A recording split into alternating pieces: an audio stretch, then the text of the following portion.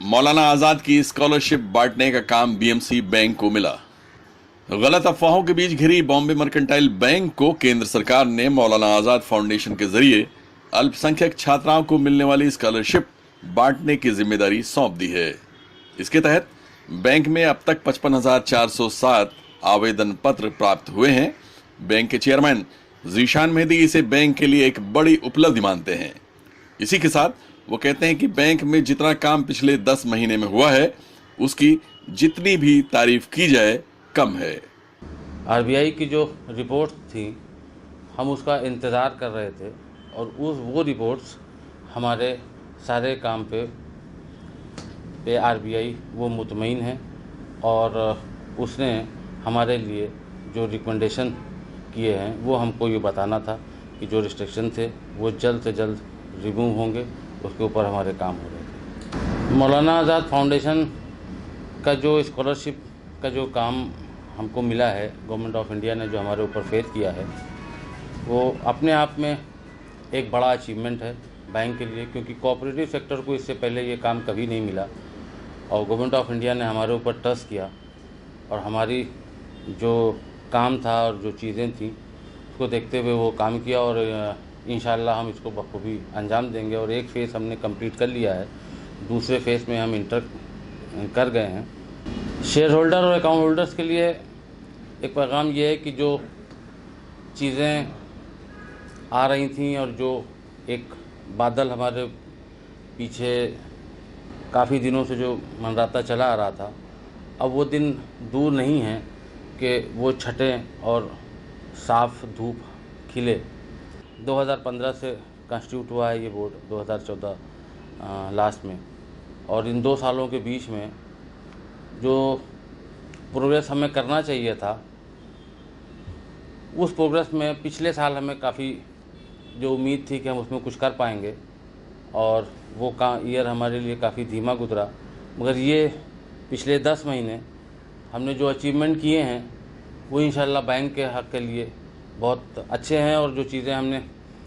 छूट गई थी वो भी हमने इसमें पूरा किया हुआ है। बैंक के मैनेजिंग डायरेक्टर शाह आलम कुछ लोगों द्वारा फैलाई जा रही अफवाहों का बड़ी बेबाकी से जवाब देते हुए बताते हैं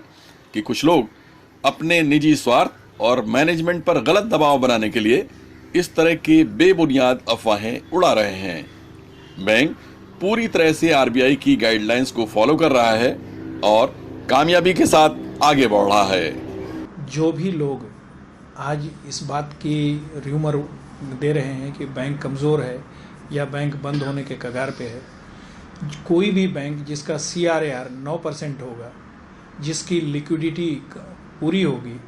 रिज़र्व बैंक इस बात की तस्दीक करता है कि बैंक की लिक्विडिटी सफिशेंट है और बैंक की कोई भी लायबिलिटी को बैंक पूरा करने के लिए, उसको मीट आउट करने के लिए मजबूती से बिल्कुल एफिशिएंट है। तो ऐसे हालात में कोई भी र्यूमर ये कहे कि बैंक बंद होने वाली है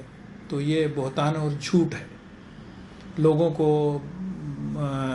के अंदर कन्फ्यूजन और लोगों को गुमराह करने के लिए किया जाता है और इसको करने की वाहिद वजह यह है कि बैंक में जिस तरीके की प्रोग्रेस हो रही है, कुछ एलिमेंट्स जो काम नहीं करते थे, कुछ लोगों ने यहाँ पर गलतियाँ की हुई थी, बैंक ने उनको सुधारने की कोशिश किया जो उन्हें पसंद नहीं है और इस वजह से वो बैंक के ख़िलाफ़ तरह तरह की अफवाहें फैलाते हैं। रिज़र्व बैंक ने हमारा NPA लेवल बढ़ा हुआ था और रिज़र्व बैंक का ये कहना था कि भाई हर बैंकों में होता है ये, मतलब हमारे लिए कोई कुछ और बैंक हैं जिनके यहाँ NPA लेवल बढ़ गया तो रिज़र्व बैंक वो एक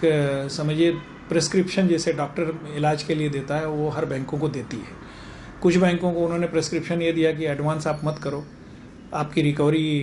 का जितना परसेंटेज होता है उसमें से आप एडवांस करो। उसी तरीके से हमारा जैसे एडवांसेस NPA लेवल थोड़ा ज़्यादा था तो रिज़र्व बैंक ने ये कहा कि भाई आप एडवांस मत करो बल्कि उस पैसे को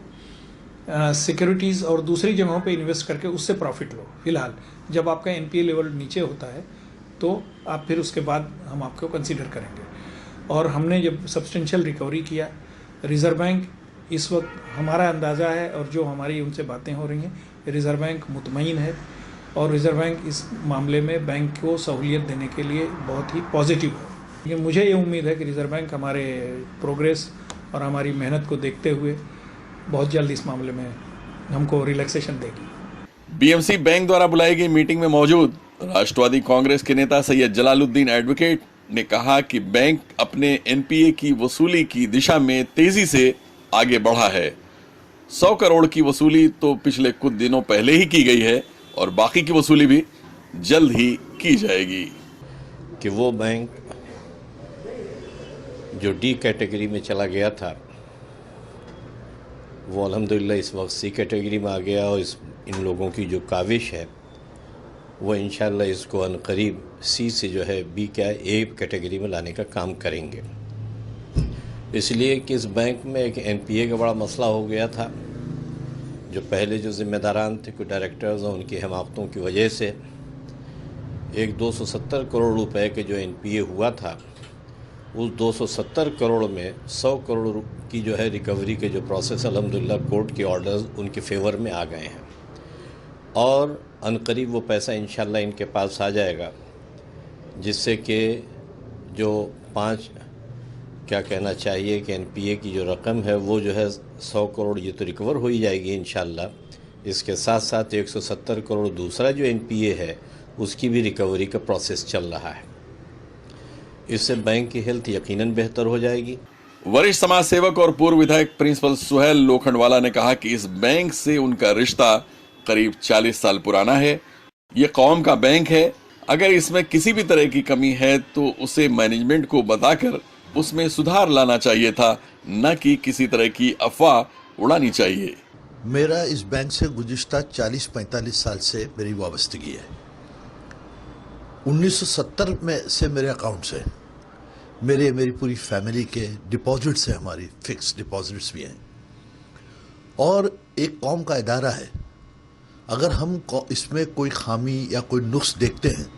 तो यह हमारा फ़र्ज़ बनता है कि हम